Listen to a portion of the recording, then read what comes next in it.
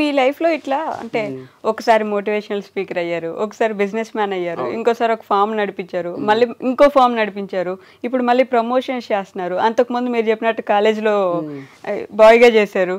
ఒక్కొక్కటి ఇట్లా మార్చుకుంటూ ఎందుకు వస్తున్నారు? ఒక్కదాని మీద ఎందుకు స్టిక్ అవ్వలేదు ఎప్పుడు కూడా? నేను స్టిక్ కావాలనుకున్న పరిస్థితులు స్టిక్ గా అనియలేదు చాలా సార్లు. ఓకే, ఇప్పుడు టీచింగ్ చేసిన తర్వాత నేను దీనికోసం పుట్టలేదు అనిపించింది. ఇష్టంగానే చెప్పిన సబ్జెక్ట్ కూడా నాకేమి అది బ్లడ్ లో అనువనువున లేకుండే. అంటారు కదా, నచ్చిన పని అన్నా చేయాలి, వచ్చిన పని అన్నా నచ్చినట్టు చేయాలి. నేను వచ్చిన పని నచ్చినట్టు చేసిన. తర్వాత ఒక దగ్గర ఛాన్స్ దొరికినప్పుడు వదిలేసిన. ఎప్పుడు మూవీ ఇండస్ట్రీలో అవకాశం వచ్చింది దిల్ రాజు సార్ దగ్గర. ఇంత పెద్ద అవకాశం, డైరెక్టర్ అయిపోతాం మణిరత్నం లాగా వాళ్ళలాగా మనం అని కంటిన్యూ చేసిన. అమలాపురం పోయినప్పుడు షూటింగ్ లో దాంట్లో కొంచెం ఇన్సల్ట్ అయితే సార్ కి, డైరెక్టర్ కి, అందరికి చెప్పిన. ఇన్సల్ట్ అయినా అంటానే నేను ఇంట్లో డాడీకి చెప్తానే అన్నని అక్కని తిడతారు కదా, అట్లా వాళ్ళందరినీ పిలిచి తిడతారు అనుకున్నా. వంశీని మంచిగా చూసుకోవాలి, కానీ ఫ్యామిలీ వేరు, ఆ ఫిలిం ఇండస్ట్రీలో ఆ ఫ్యామిలీ వేరు అని తర్వాత అర్థం. తిడతారు, ఏం తిట్టలే, నువ్వే అడ్జస్ట్ అయిపో, వాళ్ళకి చెప్పు నేను పని చేసుకోవడానికి వచ్చినా, మీరు నన్ను ఏమనకండి, నువ్వే గట్టిగా చెప్పు, ధైర్యంగా చెప్పు అని ధైర్యం ఇచ్చిండ్రు. నేనేం ఎక్స్పెక్ట్ చేసినా వాళ్ళే పిలిచి తిడతారు అని. అది జరగకపోయేసరికి నేను ఇక్కడ ఉండలేను, ర్యాగింగ్ అవుతుంది, నాకు నచ్చలేదు అని వచ్చేసిన. సో లైఫ్ ఏం ఆగిపోదు కదరా వంశీ, నువ్వు ఏది కావాలంటే అది చేసుకో అని మా డాడీ చెప్పిండు.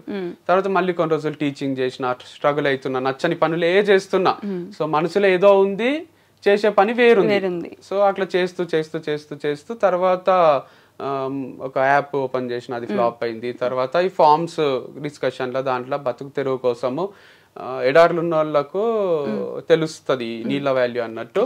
ఆల్మోస్ట్ టఫ్ సిచ్యువేషన్స్ లో మాకు వాల్యూ తెలిసి మేము కష్టపడి గ్రో అయినాము. సో తర్వాత ఇదే కంటిన్యూ చేసిన. ప్రమోషన్స్ ఎందుకు చేస్తున్నా అంటే, ప్రమోషన్స్ కూడా ఏం ఫీల్డ్ చేంజ్ చేయలే నేను. అప్పుడు నా ప్రమోషన్స్, ఇప్పుడు అందరు ప్రమోషన్స్ చేస్తున్నా. I'm enjoying it. అండ్ మీరు అన్నట్టు ఎందుకు మారుస్తున్నారు అనడానికే కూడా తప్పేముంది. కేఎఫ్సి పెట్టిన అతను 60 years కి పెట్టిండు. ఆయన అన్ని మార్చుకుంటూ వచ్చి ఫ్లాప్ అయ్యి స్టార్ట్ చేసిండు. బిల్ గేట్స్ వాళ్ళు కూడా చాలా లోస్ హైస్ చూసే సక్సెస్ అయిన వాళ్ళు ఉంటారు. ఈవెన్ రజనీకాంత్ కూడా కండక్టర్ గానే చేసిండు కదా. కండక్టర్ గానే ఉండాల్సిందే, ఒకటే ఫీల్డ్ లో నువ్వే బస్సులు కొనుక్కోవాల్సిందే, వేరే కండక్టర్లను తీసుకోవాల్సిందే అంటే సూపర్ స్టార్ కాదు కదా.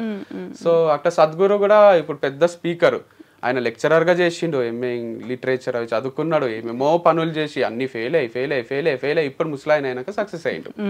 సో అట్లా పెద్ద సక్సెస్లు చూసిన వాళ్ళందరూ 100 పనులు ట్రై చేసిన వాళ్ళే ఉంటారు. అట్లా 100 పనులు ట్రై చేసి ఎక్కడో దగ్గర ఆగుదాం అనుకుంటున్నారు. అంటే అదే ఫార్ములా పాటిస్తేనే జరుగుతుంది అట్లా లైఫ్ లో. Maybe life is making me even more stronger. ప్రతి దానికి రెడీ చేస్తుంది అనుకుంటున్నాను. రెడీ అయినారా మరి? అంటే ఇన్ని తట్టుకున్న తర్వాత ఆటోమేటిక్ గా గుండె కొంచెం స్ట్రాంగ్ అవుతుంది, మైండ్ స్ట్రాంగ్ అయింది. ఎందుకంటే రాహుల్ ద్రావిడ్ ఒకటి చిన్నగా చెప్తా, ఆయనకు అవకాశం వస్తలేదు ఇండియన్ క్రికెట్ టీమ్ లో. గంగూలీకి, సచిన్ కి అందరికి వచ్చింది, ఆల్మోస్ట్ సేమ్ ఏజ్ గ్రూప్ వాళ్ళు. ఎందుకు వస్తలేదు అని బాధపడుతుండేనంట. ఇంట్లో ఊరికే కూర్చుంటున్నా అనే ఫీలింగ్ వస్తుండే. కాకపోతే ఆయన మొత్తము రంజీ మ్యాచెస్ అన్ని ఆడి గేమ్ అంతా ఇంప్రూవ్ అయిపోయింది ద్రావిడ్ది.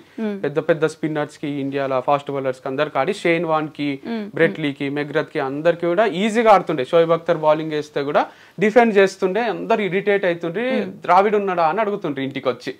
ది వాల్ అని అందుకే పేరు వచ్చింది ద్రావిడ్ కి. అట్లా ఎందుకు జరిగింది అంటే, ఆయన 5 years డిలే అయింది ఆయనకి ఇండియా క్రికెట్ టీమ్ కి సెలెక్ట్ కావడం. ఆ 5 years లో అన్ని నేర్చేసుకున్నాడు ఆయన టెక్నిక్స్, ఎట్లా డిఫెండ్ చేయాలి, ఎట్లా కొట్టాలి, ఎట్లా వికెట్ కాపాడుకోవాలని. సో సచిన్ కి, గంగూలీకి హెల్ప్ గాంధీ ద్రావిడ్కి అయ్యి, సచిన్ అంటే ఎంతమంది ఫ్యాన్స్ ఉంటారో, సచిన్ గెలిపిస్తాడో అనే నమ్మకం అది వేరు. కానీ సచిన్ అవుట్ అయినాక కూడా ఇంకా నమ్మకం ఉండాలంటే వచ్చి ఇంటికి వచ్చి అడుగుతుండ్రి, ద్రావిడ్ ఉన్నాడా, అమ్మయ్య ద్రావిడ్ ఉన్నాడు చాలు, అంటే ద్రావిడ్ ఉంటే లాస్ట్ వరకు ఉంటాడు, ఏదో ఒకటి చేస్తాడు అనే ఫీలింగ్. సో అట్లా డిలే అవుతుందేమో కానీ it's making me even more perfect.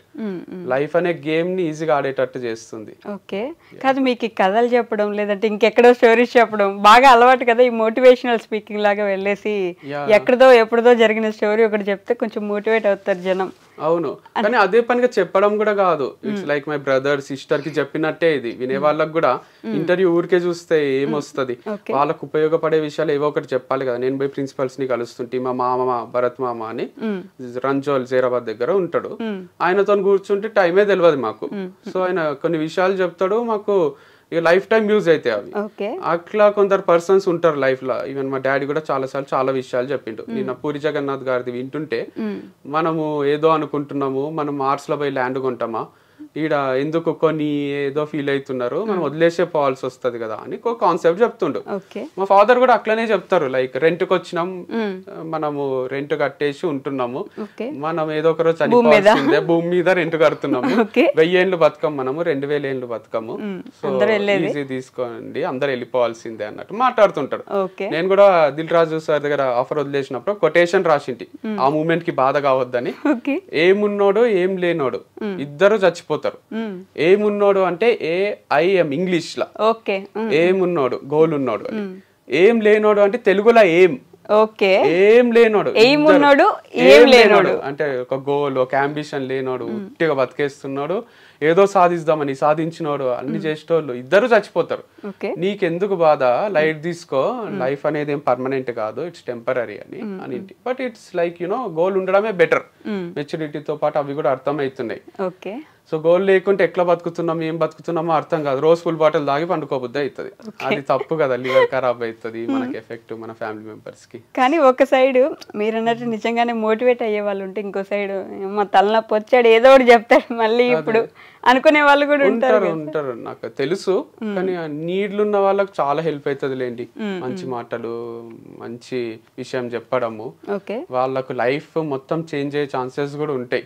So నవ్వుతూ ఉండాలి, ఎనర్జెటిక్ ఉండాలి, సో ఫెయిల్ అయినా ఏం కాదు, ఎండ్ ఆఫ్ లైఫ్ కాదు అనేది ప్రాక్టికల్ గా ప్రూవ్ చేస్తున్నా కదా నేను. అంటే చెయ్యాలని ఇవన్నీ చేస్తలేను, కానీ చాలా టఫే.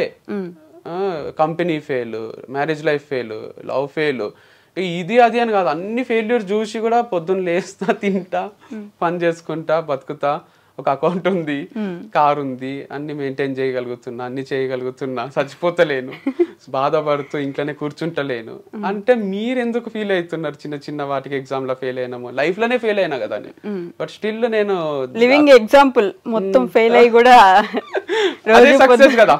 ఫెయిల్ అయ్యిపోవడం వేరు, ఇట్లా లేచి మళ్ళీ బయటకు వచ్చి ఏదో ఒకటి ట్రై చేయడం వేరు. అదే నేర్పిస్తారు కదా, పడడం ఫెయిల్యూర్, లేవడం సక్సెస్ కదా. కరెక్ట్. సో అది అర్థం చేసుకుంటే అందరూ ఫాలో కావాలి ఈ రోజేనా.